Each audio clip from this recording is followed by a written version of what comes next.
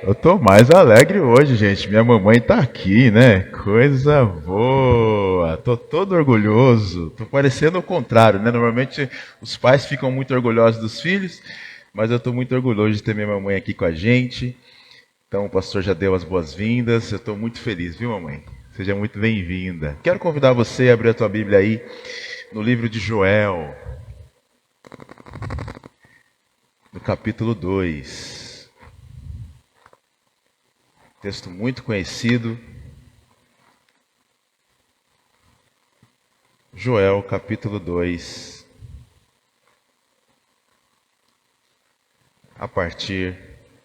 Vamos ler 2 versículos apenas, pelo menos para a nossa introdução. Versículo 28 e 29.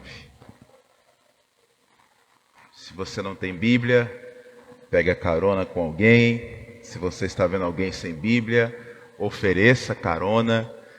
Eu costumo dizer que se você não ficar com nada do que eu disser, mas ficar com um versículo bíblico, isso vai mudar a sua vida, porque a palavra é viva e é eficaz. Joel capítulo 2, versículo 28 diz assim a palavra do Senhor. Eu vou ler na NAA, uma versão que nós estamos mais acostumados aqui. Diz assim: e acontecerá depois disso, que derramarei o meu espírito sobre toda a humanidade. Os filhos e as filhas de vocês profetizarão. Os seus velhos sonharão. E os seus jovens terão visões. Até sobre os servos e sobre as servas derramarei o meu espírito naqueles dias. Feche seus olhos comigo, só mais uma vez. Pai, nós queremos te bendizer, nós queremos te agradecer pela tua palavra. Ela é a verdade, Senhor. E nós estamos ávidos para aquilo que o Senhor quer nos ensinar, falar ao nosso coração nessa noite. Por isso, Senhor, nós pedimos a ajuda do teu Santo Espírito para abrir a nossa mente, abrir o nosso coração, para preparar o nosso coração como terreno fértil para a tua palavra, Senhor. Por favor, Senhor, não nos deixe sair daqui da mesma forma que entramos, que aquele que entrou triste, que saia consolado e alegre pelo teu Santo Espírito, pelo poder da tua palavra. Que aquele que entrou enfermo de alma, de espírito, ou mesmo fisicamente, Senhor, o Senhor pode curar pela visitação do teu Santo Espírito nessa noite. Ó Deus, aquele que entrou cansado, sobrecarregado, que saia daqui aliviado, Senhor, pela tua visitação também, Senhor. Guarda os nossos carros lá fora, Senhor. Tira toda a preocupação, tudo aquilo que possa roubar a nossa atenção agora. Ó Deus, me esconde, Senhor Jesus, atrás da tua cruz, para que o teu nome seja glorificado. Eu oro tomando posse daquilo que o Senhor tem para nós nessa noite. Em nome de Jesus. Amém. Eu me lembro, irmãos, de quando eu era adolescente, estava ali com os meus, por assim dizer, eu sempre fui grandão, mas 11, 12 anos, não como o Luiz, né? Mas tinha ali os meus 11, 12 anos e não via a hora de alcançar a maioridade. E eu tinha um desejo no meu coração. Eu queria tirar a carteira de motorista, gente. Quantos foram assim também? Quantos homens nós temos? Principalmente os homens. Todos, talvez. Irmãos, eu ficava ansiando. E minha irmã, 2 anos mais velha que eu, então ela chegaria nesse período antes de mim. Eu não aguentava o fato de ver a minha irmã alcançando a maioridade, tirando carta antes de mim, podendo dirigir para lá e para cá, e eu não, irmãos. Aquilo gerava um anseio no meu coração, que eu quase não me contia. Meu pai, como um bom pai, pensando sempre no futuro, nos ensinou a dirigir ali na nossa adolescência, né? Hoje talvez não tão mais comum, mas ele falava assim, bom, se a gente estiver viajando, acontecer alguma coisa comigo, pelo menos vocês sabem dirigir, podem conduzir até um lugar mais seguro e assim por diante. Então, eu jovenzinho, gente, não via a hora de sentar naquele carro para tirar a carteira de motorista. Ainda que, sabendo que ao completar os 18 anos, talvez eu não teria dinheiro para comprar um carro. Mas meu pai, como um bom pai, está aqui, eu sabia que ele, no mínimo, me emprestaria o carro, né? Pelo menos de vez em quando, se eu me comportasse, se eu lavasse o carro durante a semana, né? A gente negociava algumas coisas, gente. Mas por que eu estou dizendo isso? Porque Todos nós ansiamos por algumas coisas. Todos nós temos desejos profundos por algumas coisas.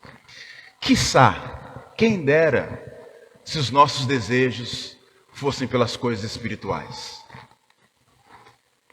Quando Joel está escrevendo isso, alguns teólogos, há uma discussão muito acirrada sobre a data que Joel escreve a sua profecia. Alguns colocam ele no ano 800, outros colocam ele no ano 500, 450.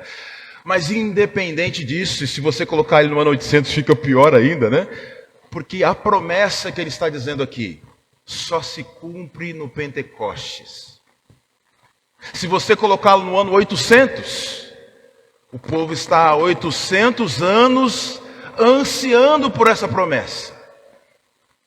Se você colocá-lo no ano 400, 500, o povo está há 500 anos esperando, aguardando por essa promessa, que vai se cumprir no dia de Pentecostes. Você conhece o texto.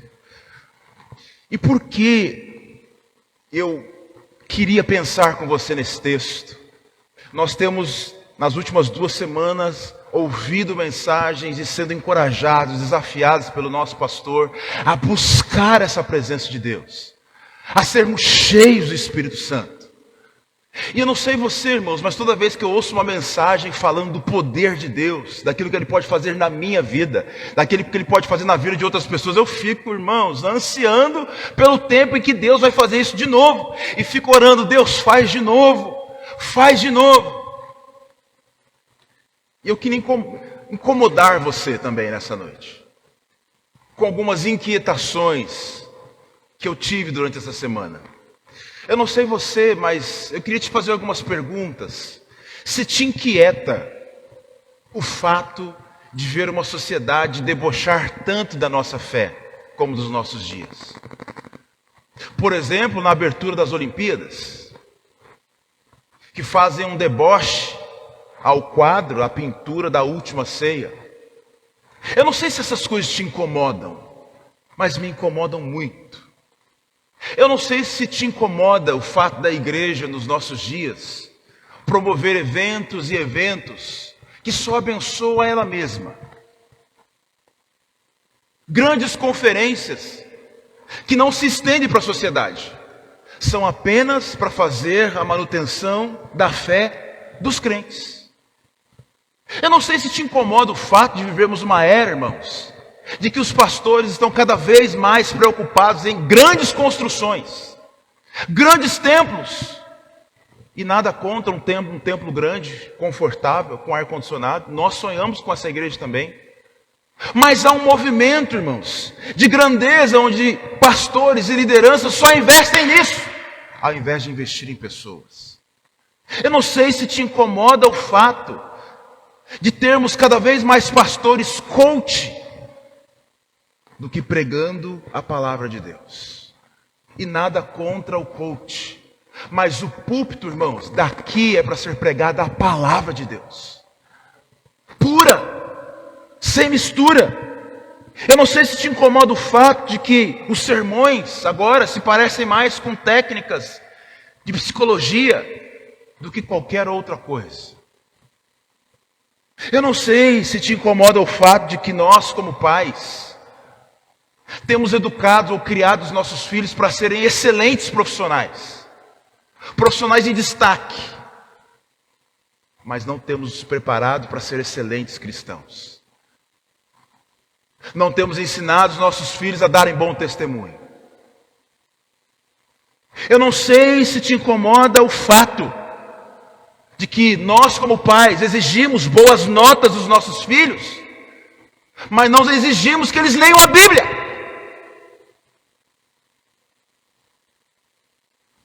Eu não sei se te incomoda o fato que os nossos jovens, adolescentes, não têm interesse pelas coisas santas, sagradas, pelas coisas espirituais. Eles passam horas e horas e horas no celular, na internet, no Netflix. Eu não sei, irmão, se te incomoda o fato dos nossos jovens não darem bom testemunho na faculdade, na escola, na rua, no jogo de futebol.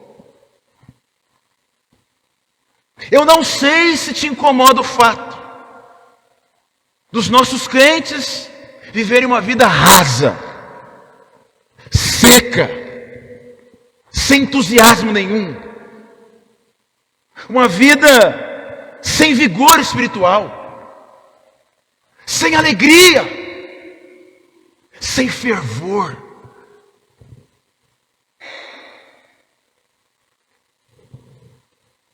Eu não sei se te incomoda o fato dos nossos crentes serem tão inconstantes. Parece uma roda gigante, a vida espiritual. Ora está em cima, pastor, estou voando. Ora está embaixo. Pastor, a coisa não está boa não. Eu não sei se te incomoda o fato dos nossos idosos continuarem como bebês espirituais, não querendo crescer na graça, no conhecimento, nas experiências com Deus. A promessa de Joel é para todos nós, e já se cumpriu. E sabe o que alegra o nosso coração e gera esperança? É que Pedro, quando se levanta no Pentecostes, dizendo que esses homens que vocês estão dizendo que estão embriagados, não estão embriagados, eles estão cheios do Espírito Santo, para que se cumprisse a promessa de Joel. Promessa que é para vocês, para os vossos filhos e para aqueles que estão longe. É para nós hoje, irmãos. Eu não sei se te incomoda o fato de que os nossos crentes ou nós vivemos uma vida sem disciplina espiritual. Crentes que nunca leram a Bíblia toda, nenhuma vez na vida. Crentes com uma vida de oração mirrada. Crentes cuja mente e agenda estão totalmente secularizados ou secularizadas. Crentes que pensam em ser cheios de dinheiro, mas não pensam em ser cheios de Deus.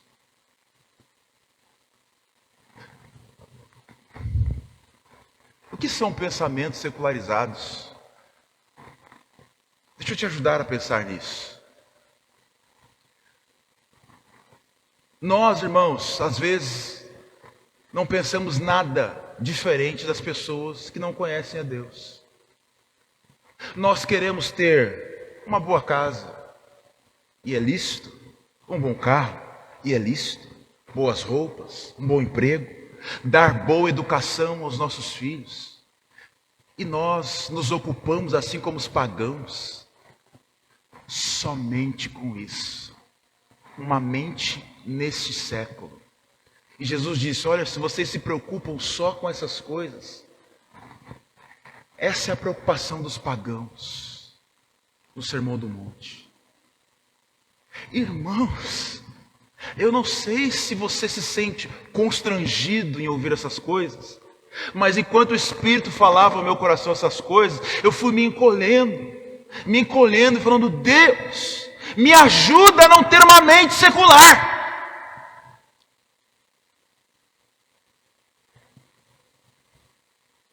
Não somos diferentes às vezes, irmãos, das pessoas lá fora.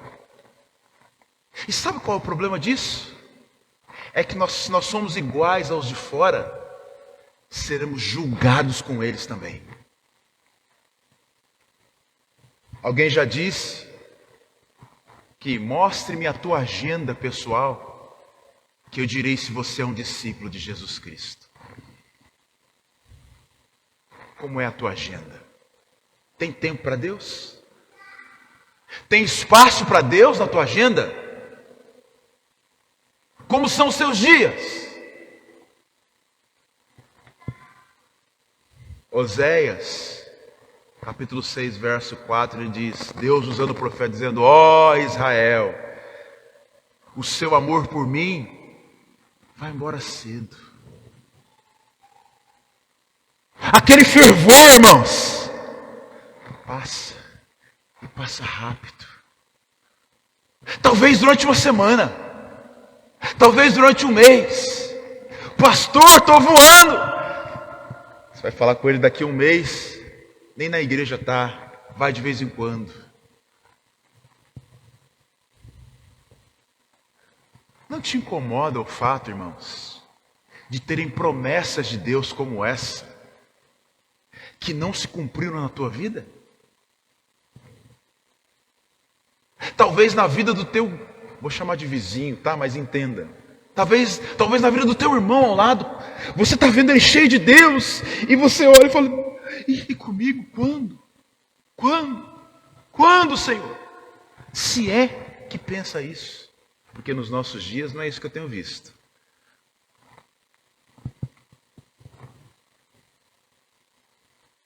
Joel, usado por Deus, começa a sua profecia. É um livro de 3 capítulos. O livro é dividido em 2 partes. A primeira parte é a parte do julgamento. Joel começa a descrever, e aí de forma literal, gafanhotos que vão invadindo a cidade de Jerusalém, toda aquela região, e consumindo tudo que vê, lavoura, tudo que vem. O resultado é uma devastação, mas também há uma profecia, algo futuro, de um povo, uma nação que virá contra os israelitas e devorará tudo que eles têm, irmãos. Um cenário terrível de caos. A primeira parte você começa a ler Joel, você fala, Deus, será que esse é o fim de todas as coisas? Vai acabar assim, Deus? Mas na segunda parte, irmãos, há uma virada, onde Deus começa a dizer, se vocês se converterem a mim, eu mudarei a história de vocês. E aí, no capítulo 2, os versos que nós lemos, Deus faz uma promessa. E é engraçado que o texto, não sei se você reparou, começa, e acontecerá depois disso. Depois disso o que, pastor? Depois do que vamos ler aqui agora. Mantenha a sua Bíblia aberta, por favor, vá comigo no versículo 12.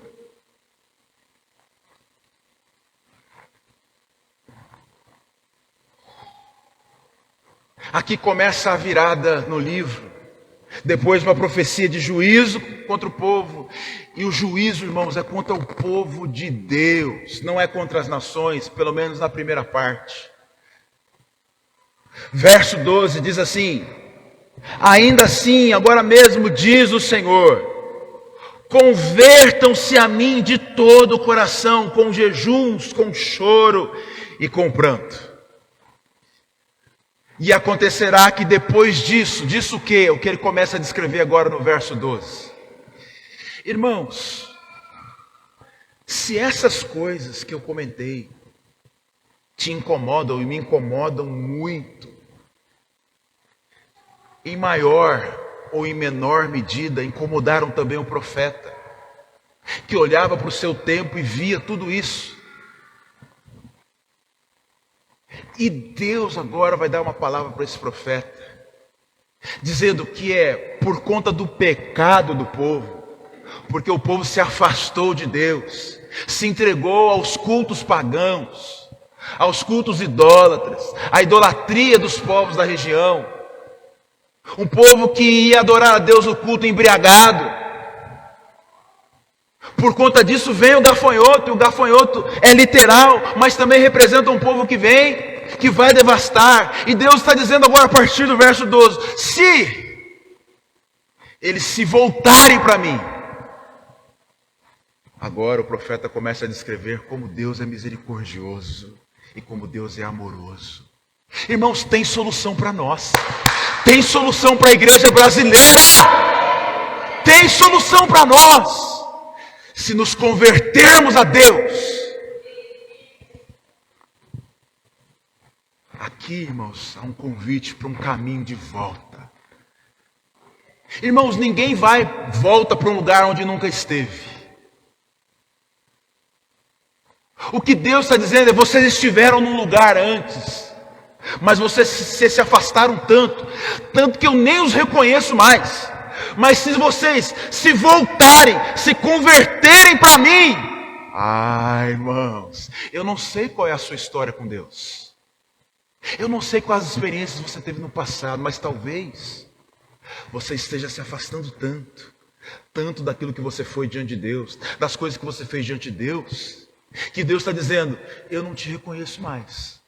No entanto, se você se converter, se voltar para mim, eu começo uma história nova para você. Tem história nova para nós, irmãos.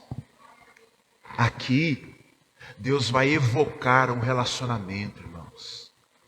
Deus é um Deus de relacionamentos. Deus quer se relacionar conosco. E Jesus, quando perguntado da oração, os discípulos falavam para João Batista ensinava os seus discípulos a orar. Nos ensina também, mestre. Sabe a primeira palavra que ele disse? Vocês querem aprender a orar? A primeira palavra é Pai.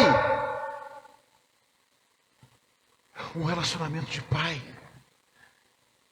que é amoroso, que é misericordioso, que quando nós nos voltamos para Ele, nos convertemos, saímos, abandonamos o nosso mau caminho, a Bíblia diz que Ele deixa tudo para trás. Ele não se lembra mais dos nossos pecados. E outro texto vai dizer que Ele joga no mar, no fundo do mar, para não se lembrar mais. O caminho de volta para Deus está aberto, irmãos. Só depende de nós. Quantos querem ver a promessa de Joel se cumprir? Não na igreja primitiva, mas no nosso meio. Precisamos nos voltar para Deus. E nos voltar para Deus é abandonar o pecado.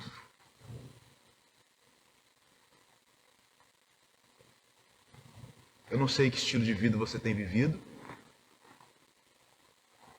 Você sabe. E Deus também sabe. Aí ele diz, não é apenas se converter, se voltar para mim. Ele diz, é de todo o coração. Irmãos, aqui claro que a palavra não é o coração de forma literal, né?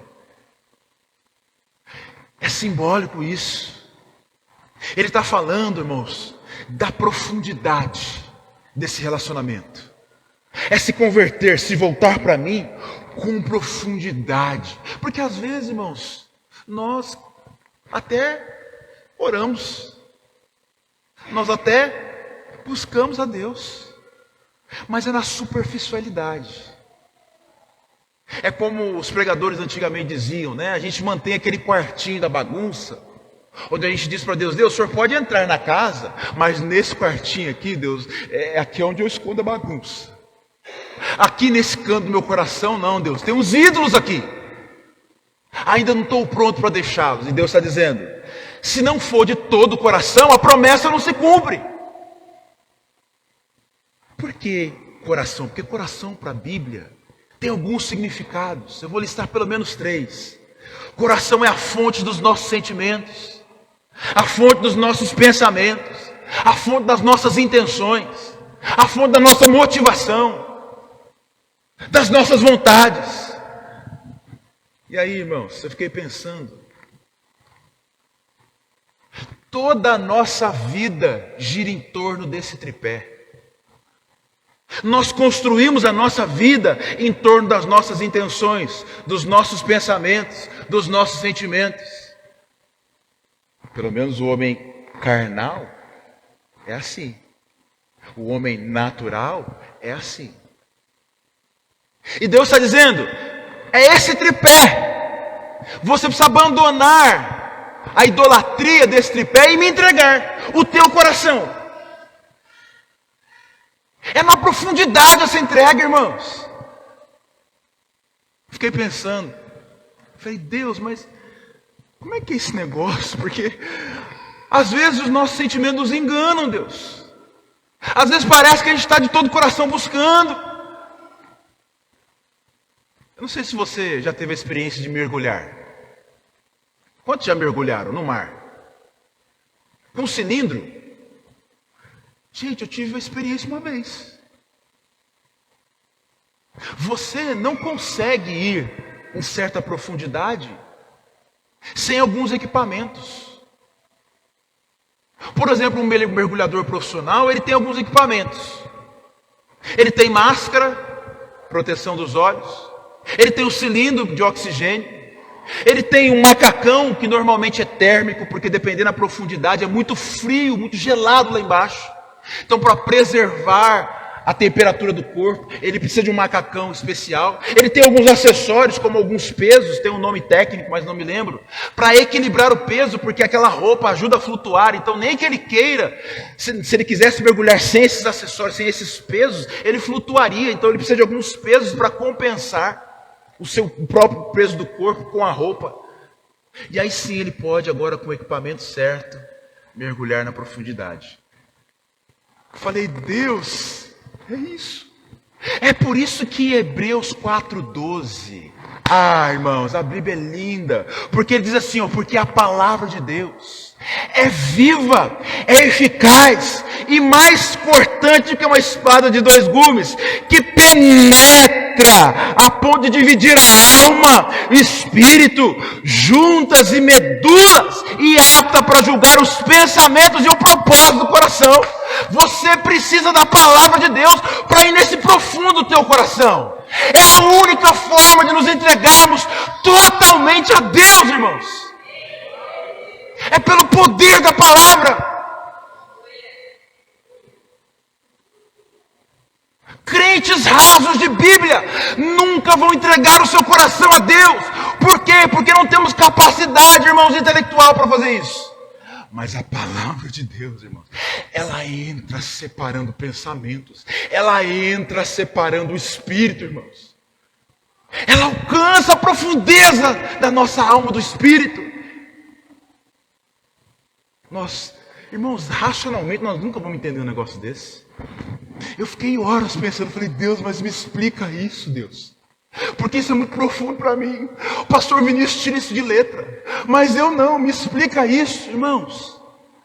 A Bíblia não é um livro comum. A Bíblia não é uma literatura comum que você senta como revista, você abre, folheia de um lado para o outro. A Bíblia, irmãos, não tem efeito placebo. Sabe o que é efeito placebo? Aquele efeito que engana o psicológico, sabe? Por exemplo, os estudiosos usam muito isso, especialmente na área médica, né? Medicinal, que eles entregam 2 comprimidos, um com componentes para fazer efeito e outro sem, para um grupo de pessoas.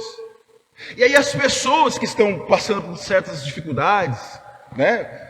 Às vezes até doenças mesmo, elas tomam, para um grupo eles dão o comprimido correto, para outro eles dão o placebo. Não tem nada, só tem o comprimido ali. E tem pessoas, irmãos, que tomam o placebo e se sentem melhor. A palavra de Deus não tem efeito placebo não, irmãos. Ela penetra no fundo da alma.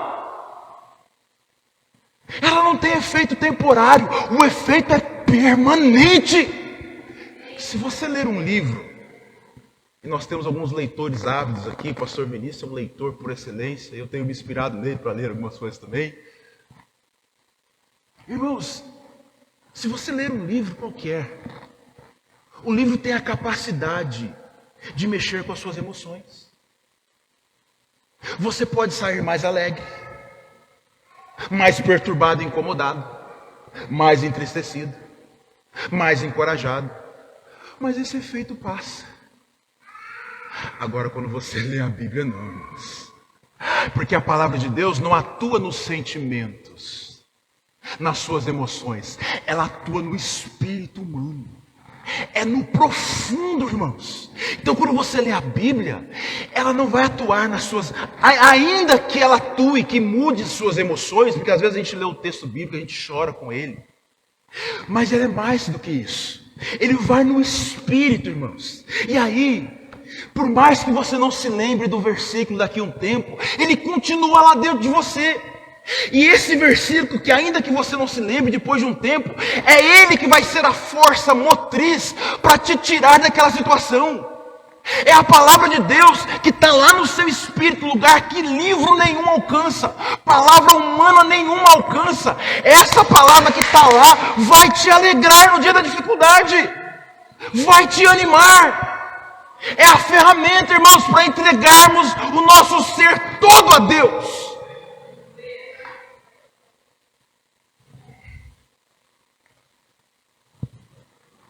Se temos o Espírito Santo, e nós cremos que temos, amém? E temos a palavra de Deus, nós nunca estaremos sozinhos, irmãos. Uma vez eu vi uma ilustração que é linda. Eu não lembro quem é o autor, mas ele disse que nos dias de tristeza, nos dias de angústias mais profundas, as palavras de Deus são promessas, são soldados que vão, irmãos, é lindo demais, que vão, metem o pé, aqui as palavras minhas, né? Metem o pé na jaula, na prisão, na onde você está, pegam você e te tiram e dizem: nós viemos te resgatar deste lugar. São soldados que resgatam a gente, irmãos. Promessas de Deus. Livro nenhum vai te dar isso. A palavra de Deus é poderosa para te dar. Quando a promessa de Joel vai se cumprir na minha e na sua vida? Quando nos voltarmos de todo o coração para Deus. E ele continua, verso 12 ainda, ele diz: com jejuns, com choro, com pranto. Quando você ler jejum na Bíblia, ele tem o cunho de quebrantamento, de contrição, de humilhação diante de Deus. É dizer: Deus, eu dependo de Ti. É colocar Deus como a coisa mais importante. Deus acima do nosso corpo. Acima da necessidade de comermos está Deus. É por isso que Jesus vai refutar Satanás dizendo: não só de pão viverá o homem, mas de toda a palavra que sai da boca de Deus. Por jejuns. Ai, pastor, mas eu não jejuo não, pastor, porque eu fico com fome. Alô? Alguns dizem que o jejum apressa o mover da mão de Deus. Claro, irmãos, não é por mérito. Deus podia fazer sem o seu jejum? Podia. Mas o jejum é uma demonstração de dependência de Deus. É dizer: Senhor, eu quero consagrar a minha vida. Nós vamos separar mensagens, especialmente para falar disso. Jejum, oração, disciplinas espirituais. Eu conheço pessoas que fazem jejum intermitente para emagrecer, mas nunca jejuaram com objetivos espirituais. O texto continua: com choros, com pranto. E aí eu fui para o original, falei: Deus, será que eles estão usando sinônimos, choro e pranto? E aí no original não é sinônimo não, são palavras diferentes, irmãos. Choro é choro mesmo, é quebrantamento, é se derramar diante de Deus. Mas a palavra pranto me surpreendeu, que quer dizer, representa uma cerimônia fúnebre. Eu falei: como é que é isso aí, Deus? Eu quero que eles chorem, se convertam a mim, com jejuns, com choro, mas uma cerimônia fúnebre. É como se Deus dissesse assim, façam uma cerimônia de sepultamento dos pecados de vocês. Enterrem os pecados de vocês. Então eu cumprirei as minhas promessas. É com choro, mas é com entrega, sepultamento do pecado. Porque nós podemos chorar na emoção e nunca abandonar o pecado.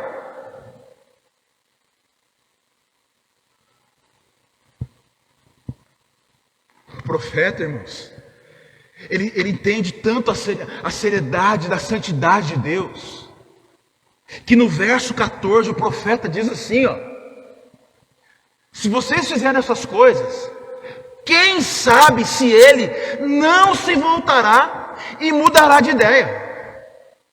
Irmãos, o profeta entende, aqui é a palavra do profeta. Ele entende que a santidade de Deus foi ofendida de tal forma, que ele diz: se vocês se humilharem, e Deus está convidando vocês a uma humilhação dessa natureza, Quem sabe, palavra do profeta, Deus não mudará de ideia. E aí, irmãos, podia ficar no ar essa palavra, mas não fica. Se você continuar lendo, você vai perceber que Deus aceita então quando o povo volta-se para Ele.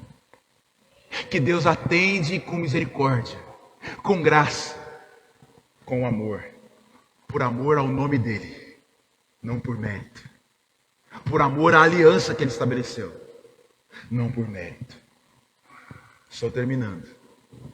Verso 15 ele diz: toquem a trombeta em Sião, proclamem um santo jejum, convoquem uma reunião solene.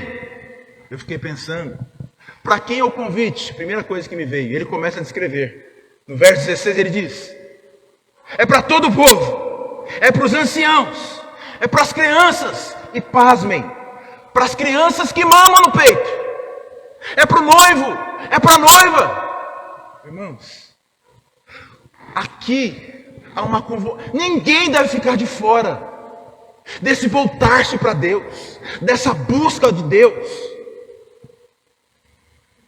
É para o ancião, é para todo o povo, é para as crianças, para os que mamam de peito, para o noivo, para a noiva. Nem a noite de núpcia Deus respeitou aqui, irmãos.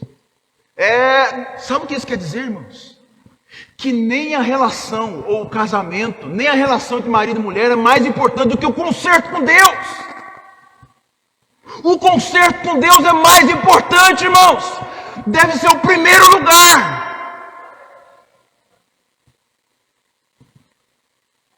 Eu fiquei assustado, gente. Verso 17, não para aí. Agora ele se volta para a liderança. Ele fala: sacerdotes, ministros de Deus, vocês clamem pelo povo. Vocês que desviaram também, estão oferecendo um culto bêbados.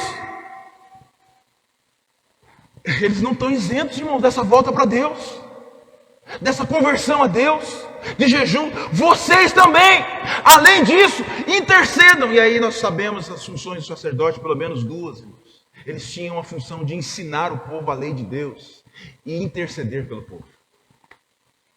A convocação é para os sacerdotes. Irmãos, eu fiquei pensando que talvez esse seja o motivo pelo qual nós não vivemos Joel 2, 28 e 29. Esse avivamento que o pastor Vinícius pregou aqui, que ele disse que não é de baixo para cima, mas é de cima para baixo. É Deus que começa, irmãos, um avivamento na sua igreja, quando essa igreja se volta para Ele em arrependimento.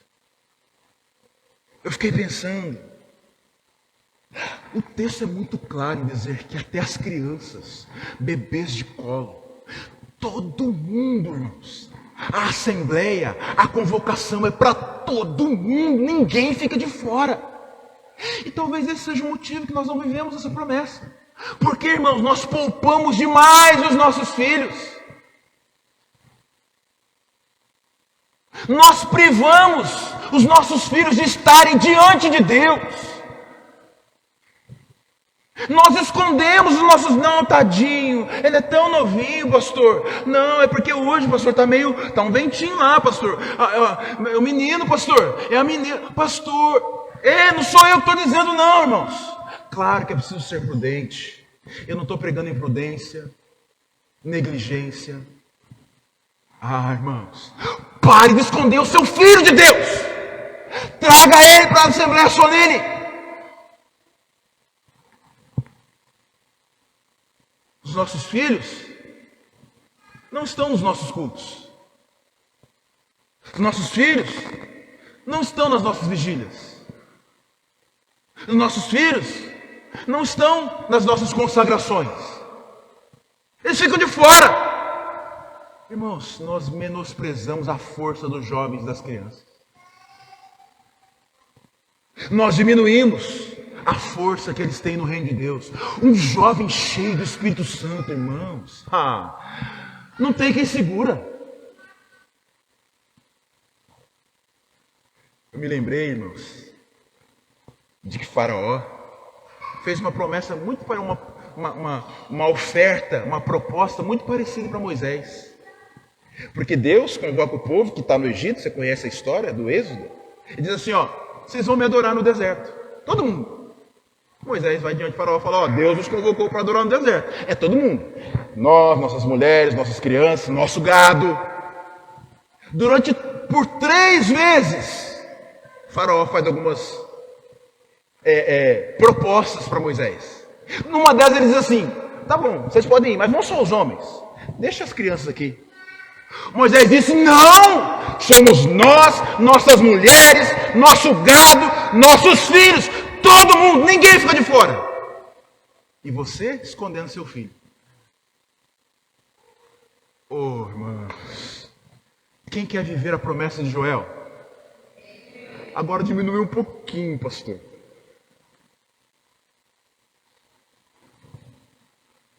Ah, como nós precisamos de mais Moiséses nos nossos dias. Gente que não abre mão, fala assim, meu filho é pequenininho, mas aqui, ó, enquanto estiver dentro de casa, é comigo que vai. Não, pastor, mas é adolescente, né? Não está dentro da minha casa, comendo meu arroz e feijão? Pastor, mas o senhor é muito retrógrado. Olha para a geração passada e olha para essa. Não deixe, irmão, essa psicologia, essa pedagogia assim, entrar sorrateiramente. Não, a criança tem vontade, né? Respeite a vontade dela. Vai. Irmãos, eu não estou pregando aqui para você bater, espancar seu filho que não quer ir para a igreja. Não é isso que eu estou dizendo. Entenda em nome de Jesus. Não arrume pretexto para não trazer seu filho. Irmãos, é muito triste ver alguns de nós que têm filhos e não estão aqui no nosso meio. E eu não estou julgando você, não é isso. Não é isso, me entenda. Eu estou dizendo isso com amor, porque Deus está nos convocando, irmãos. Mas nós precisamos continuar insistindo com os nossos filhos. Porque a promessa não se cumpriu em nós. Parece que isso não nos capacitou. E eu estou dizendo parece, só para aliviar para você. Parece que isso não nos capacitou a ensinar os nossos filhos no caminho. Mas se nós fôssemos homens e mulheres cheios do Espírito Santo, irmãos, nós teríamos mais chance de ter os nossos filhos conosco aqui. Mas porque os nossos filhos olham para nós e não veem homens e mulheres cheios do Espírito Santo, eles falam, vou na igreja para quê? Meu pai continua com o mesmo comportamento? Minha mãe continua com o mesmo comportamento? Não tem mudança nenhuma. Minha mãe e meu pai pensam como meu colega, a mãe do meu pai, a mãe do pai do meu colega lá na escola, que só pensa em carro, futebol, não sei o quê. Aí o pastor já está me usando de público. Não, irmãos, estou dando um exemplo corriqueiro. Porque eu estou suscetível a isso. Eu não sou diferente de você. A convocação não é para você, é para nós. Nós precisamos acordar, irmãos.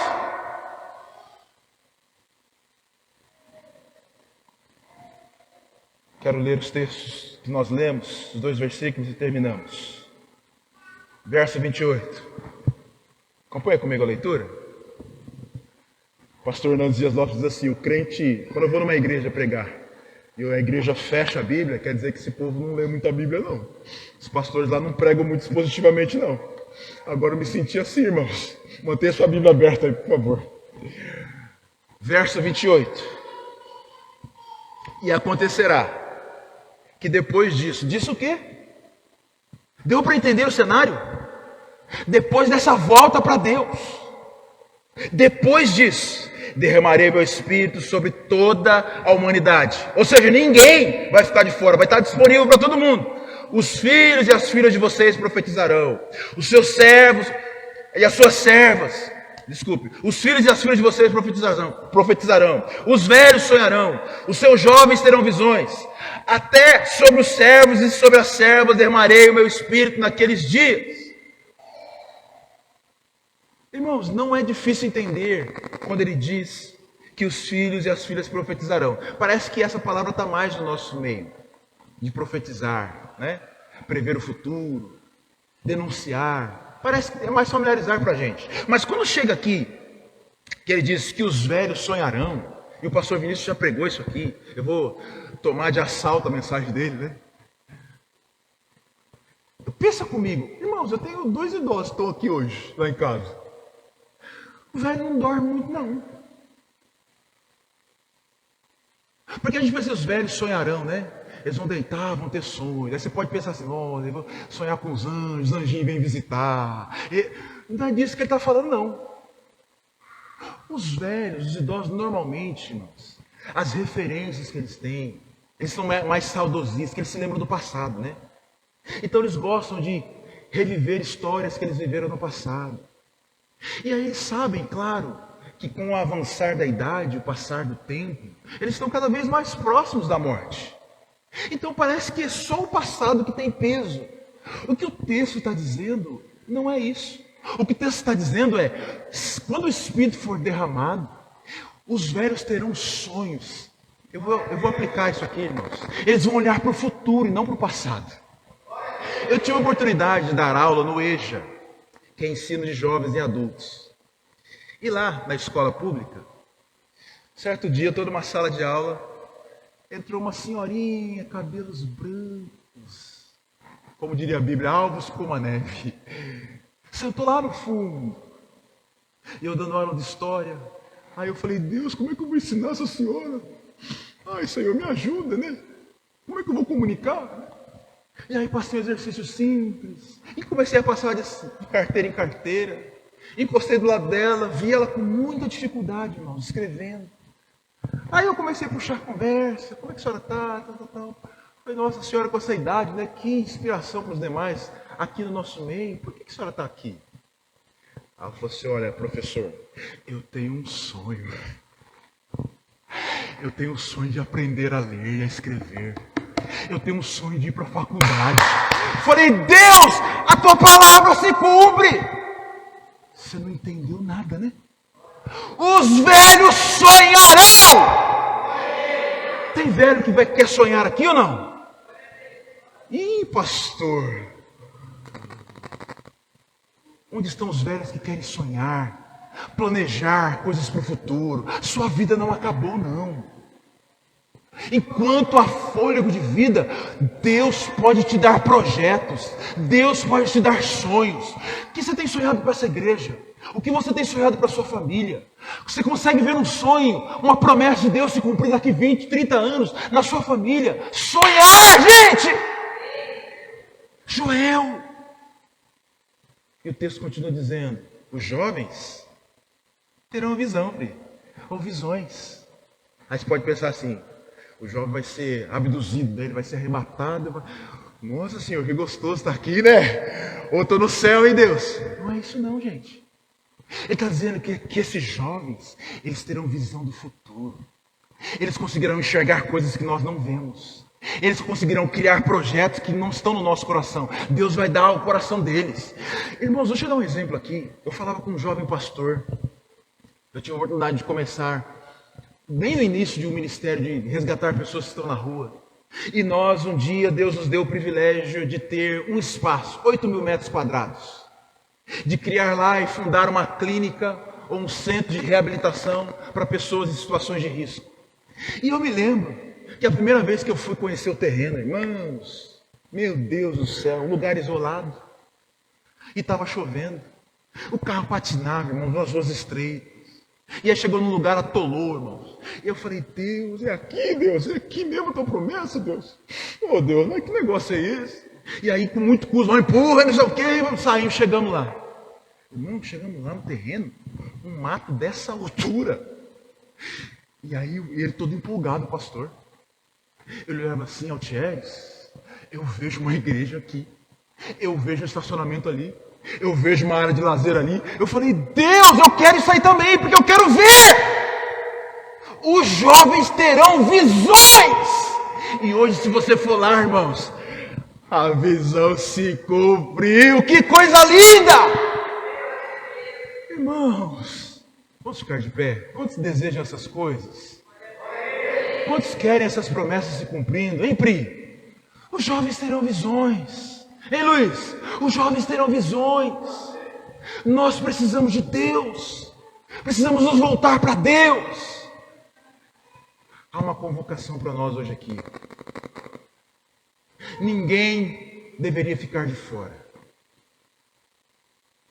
Joel está escrevendo e dizendo: são os anciãos, todo o povo, as crianças, os bebês que mamam, os pastores, os sacerdotes, profetas, as mulheres, todo mundo deve comparecer e deve se voltar para mim.